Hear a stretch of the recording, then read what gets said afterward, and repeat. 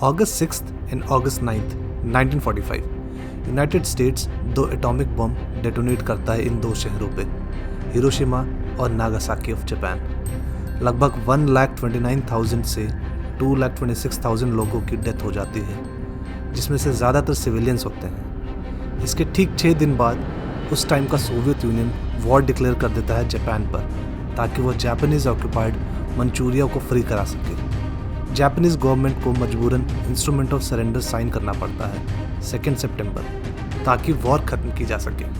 इसके after effects भी बहुत ही भयानक होते हैं, बोथ इकोनॉमिकली एंड सोशली वहाँ पे रेडिएशन थ्रू यूरेनियम फैल जाने से लोगों में ARS, एक्यूट रेडिएशन सिंड्रोम देखने को मिलते हैं, जिसके बाद में और लोगों की डेथ हो जाती है या परमानेंट डिसेबिलिटी हो जाती है, जिसको हम आज भी देख सकते हैं। और इकोनॉमिकली बात करें तो एक सर्वे जो कि हिरोशिमा सिटी ने कंडक्ट किया रिवील करता है कि 70,147 out of a total 76,327 buildings including houses, stores, factories and schools fully या पार्शियली डिस्ट्रॉय हो जाते हैं। According to municipal handbook 1946 edition of Hiroshima, total damage सिर्फ इन 6 कैटेगरीज में लगभग उस टाइम का 76,34,30,000 येन में होता है। येन जापानीज करेंसी है। एक और रिपोर्ट इकोनॉमिक स्टेबलाइजेशन बोर्ड 1949 के अकॉर्डिंग सिर्फ हिरोशिमा सिटी में 69,59,00,000 येन का था। रेफरेंस के लिए बात करें तो ये अमाउंट उस टाइम के मिलिट्री एक्सचेंज रेट का 50 येन पर डॉलर 1947 में और 360 येन पर डॉलर 1949 में था। ये अमाउंट लगभग 8,50,000 एवरेज जापानीज पर्सन के एनुअल इनकम के बराबर था उस टाइम के। एग्जैक्टली पूरे डिस्ट्रक्शन का एस्टिमेशन करना तो बहुत मुश्किल था, और इसीलिए ऐसी कोई भी रिपोर्ट नहीं है जो एग्जैक्ट नंबर बता सके। बट एक चीज़ जो सारे रिपोर्ट्स में कॉमन है वो है कि जापान की इकोनॉमी सिग्निफिकेंटली डिस्ट्रॉय हो गई थी।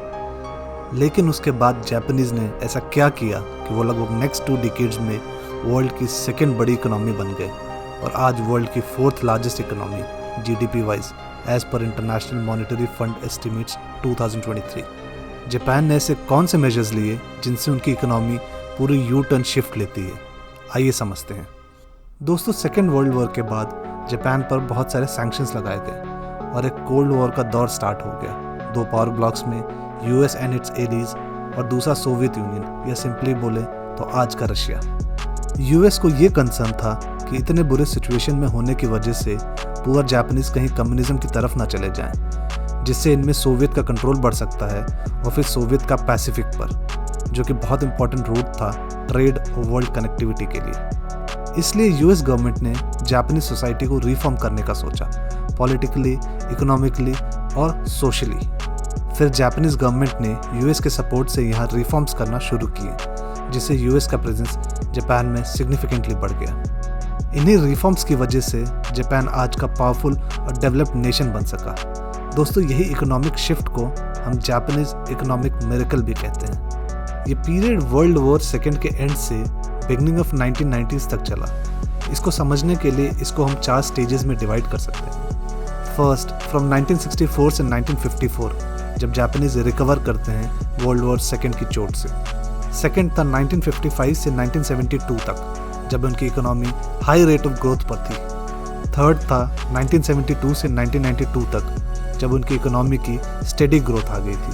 फोर्थ और फाइनल स्टेज था 1992 से 2017, जब इनकी इकोनॉमी की ग्रोथ कम होने लगी थी। दोस्तों, आइए अब इन सारे स्टेजेस को डिटेल में समझते हैं। First, recovery stage. After world war 2/3 of cotton industry, 20% of spinning industry, 14% of weaving capacity पूरी तरह से डिस्ट्रॉय हो चुकी थी, और जापान पूरी तरह से भुखमरी के कगार पर था 1946 में। तब US के स्ट्रॉन्ग इंटरवेंशन के बाद इनको फूड सिक्योरिटी मिली और कंट्री को नेशन वाइड इंडस्ट्रियल ग्रोथ देखने को मिली। इंडस्ट्रियल प्रोडक्शन जो कि गिर के 27% हो गया था 1946 में, रिकवर कर जाता है 350% तक 1960 में। पहला रीज़न जापान की क्विक रिकवरी का था उनके economic reforms by the government body ministry of international trade and industry, जिसको हम शॉर्ट में मिटी कहते हैं, जिसकी रिस्पॉन्सिबिलिटी थी इंडस्ट्री पॉलिसी बनाने की, अडॉप्ट करती है इंक्लाइंड प्रोडक्शन मोड को, जिसमें रॉ मटेरियल प्रोडक्शन पे फोकस किया जाता है, जैसे कि स्टील, कोल एंड कॉटन। इसको और फर्दर स्ट्रेंथन करने के लिए एक और रिफॉर्म आया जिसमें विमेन लेबर की भागीदारी बढ़ा दी गई अपना कंट्रीब्यूशन देने के लिए, और लोकल लेबर्स के लिए कोटा लगाया गया। सेकेंड इंपॉर्टेंट रीज़न उनकी क्विक रिकवरी का था कोरियन वॉर, जो कि उस एरिया में चल रही थी, और सिंस अमेरिका उस वॉर में पार्टिसिपेट कर रहा था, बहुत ही जल्दी डिपेंडेंट हो जाता है अपने इक्विपमेंट्स, सप्लाईज और लॉजिस्टिक्स के लिए जापान पर, क्योंकि ये सारा सपोर्ट इतनी जल्दी और इतने दूर अमेरिका से लाना लॉजिस्टिकली पॉसिबल नहीं था। इसलिए एक डिमांड बूस्ट होता है जापान इकोनॉमी पे, जिससे इसका रैपिड रिकवरी और एक्सपेंशन होता है। आइए अब समझते हैं स्टेज 2, जब जापान की इकोनॉमी हाई इंक्रीजिंग स्टेज पर थी। ये फेज़ भी बहुत इंपॉर्टेंट था इनके डेवलपमेंट में, और जितना कि एस्टिमेट किया जाता है इनके ग्रोथ का, जापान उससे भी कई गुना तेज़ी से ग्रो करता है, जिसके कई सारे रीजंस थे, जिसमें पहला था strong government policies, prime minister Hayato Ikeda और कॉन्ग्लोमरेट ग्रुप कायरेत्सो का बनना। 1954 के बाद मिटी के इकोनॉमिक सिस्टम फुल फ्लेजेड में चल रहा था। तभी पीएम हयातो इकेदा ने परस्यू की पॉलिसी हैवी इंडस्ट्रियलाइजेशन की, जिसमें बैंक ऑफ जापान बहुत ही सस्ती दरों पर सिटी बैंक्स को लोन देते थे, और ये इन टर्न बड़े बड़े कॉन्ग्लोमरेट को देते थे, जैसे कि सोनी। ये लोन्स बियॉन्ड उनकी कैपेसिटी के भी दिए गए, ताकि जापान की कैपिटल शॉर्टेज प्रॉब्लम को सॉल्व किया जा सके और पूरी तरह से नेशनल डेवलपमेंट प्रोजेक्ट्स पे फोकस कर सके। इस स्टेप से बैंक ऑफ जापान या यूं कहें गवर्नमेंट का बहुत ही अच्छा कनेक्ट हो गया इनके लोकल बैंकों से, और लोकल बैंकों का कनेक्ट हो गया बड़े बड़े कॉन्ग्लोमरेट से, और इससे फाइनेंशियल इंस्टीट्यूशंस, गवर्नमेंट और बिजनेस हाउसेस का एक क्लोज नेटेड ग्रुप बनकर सामने आया, जिसको हम कायरेत्सु कहते हैं, जिससे फॉरेन कंपनीज का लॉकआउट भी हो गया, और अब ये कायरेत्सु बिना किसी प्रेशर के इकोनॉमिक डेवलपमेंट में लग गए। इकेडा एडमिनिस्ट्रेशन ने फॉरेन एक्सचेंज एलोकेशन पॉलिसी भी लगाई, जिससे कि फॉरेन इंपोर्ट में कंट्रोल रखा जा सके और एक रिस्ट्रिक्शन लगाया जा सके फॉरेन कंट्री को अपना माल यहाँ डंप करने से। इससे जापान का प्रोडक्शन और कंजम्पशन दोनों ही बढ़ने लगे, और उनके हाउस होल्ड कंजम्पशन लगभग डबल हो गया 1955 से 1970 तक। जो जापानीज अभी तक डेली नेसेसिटी के आइटम्स कंज्यूम कर रहे थे, जैसे कि फूड प्रोडक्ट्स एक्सेट्रा, वही अब रिक्रिएशनल आइटम भी कंज्यूम करने लगे, जैसे कि फर्नीचर, ट्रांसपोर्टेशन, एंटरटेनमेंट्स एक्सेट्रा। उसके बाद का दौर आया जापानीज के एक्सपोर्ट्स का, जिसको हम गोल्डन 60s भी बोलते हैं। 1965 में जापान का जीडीपी था $91 बिलियन, जो कि नेक्स्ट 15 ईयर्स में बढ़कर $1.06 ट्रिलियन रिकॉर्ड तक पहुंच गया 1980 तक, जिसका रीज़न था प्राइम मिनिस्टर इकेडा की इनकम डबलिंग प्लान का, जिसमें इकेडा ने इंटरेस्ट रेट्स बहुत ही कम कर दिए, rapidly government investments in infrastructure को बढ़ाया, जैसे कि highways, high speed rail, subways, airports, port facilities and dam, जिसकी वजह से जो इनकम डबलिंग प्लान को अगले 10 ईयर्स में अचीव करना था, वो 7 ईयर्स से पहले ही हो गया, जिसके लिए उनकी आज भी तारीफ की जाती है। लेकिन इसके बाद इकेडा ने पोस्ट ट्रेड लिबरलाइजेशन की पॉलिसी अपनाई। बाय 1960 ट्रेड इंपोर्ट्स को 41% तक लिबरलाइज कर दिया गया, और उनका प्लान था नेक्स्ट 3 ईयर्स में 80% तक लिबरलाइज करने का।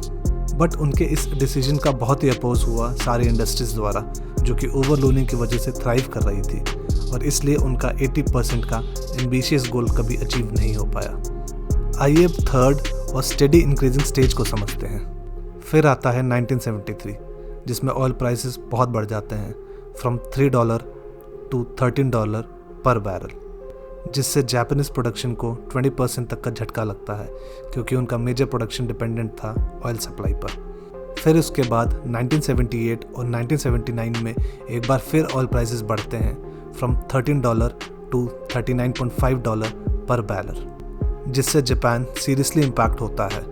पर उनको अब यह बात समझ आ चुकी थी कि अब उनको डिपेंडेंसी कम करनी पड़ेगी इन ऑयल्स पर, और वो पिवट करने लगते हैं टेक्नोलॉजी पर, जिससे उनका ऑयल कंजम्पशन लेस हो जाता है, और वो ये दोनों मेजर शॉक्स विदस्टैंड कर लेते हैं। अब आता है लास्ट स्टेज आफ्टर 1990s का, जिसमें जापान की बढ़ती पार वेस्टर्न कंट्री खासकर अमेरिका को पसंद नहीं आ रही थी, और फिर सितंबर 1985 में यूएस ने प्लाजा अकॉर्ड किया जापान, फ्रांस, जर्मनी और यूके के साथ। अपने ट्रेड डेफिसिट को कम करने के लिए यूएस ने डॉलर को अप्रिशिएट करवाया इंटरनेशनली, और एक्सचेंज रेट 240 येन पर डॉलर से सितंबर 1985 में घटकर 190 येन पर डॉलर इन 1986 हो गया, जिससे कि जापानीज़ इकोनॉमी को बहुत बड़ा झटका लगा और रिस्पॉन्स में बैंक ऑफ जापान ने एक मैसिव मॉनेटरी ईजिंग प्रोग्राम चलाया, जिससे कि रियल स्टेट इन्वेस्टमेंट बहुत बढ़ गया और एक बबल इकोनॉमी फॉर्म हो गई।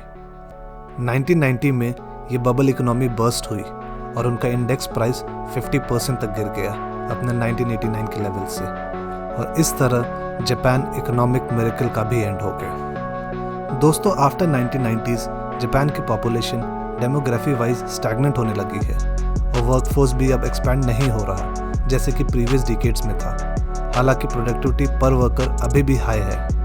इससे हम ये सीख सकते हैं कि जापान जैसा छोटा देश कैसे इकोनॉमिक और कुछ स्ट्रिक्ट रिफॉर्म्स करके देश को कहाँ से कहाँ लेकर जा सकता है। तो हमारा भारत देश जो डेमोग्राफिकली बहुत रिच है और वर्कफोर्स भी अबंडेंस में है, अगर हम भी ऐसे स्ट्रिक्ट रिफॉर्म्स जो गवर्नमेंट लेके आती है उसका साथ दें रादर देन पॉलिटिकल एजेंडा चलाने के, तो हम भी कितना आगे बढ़ सकते हैं।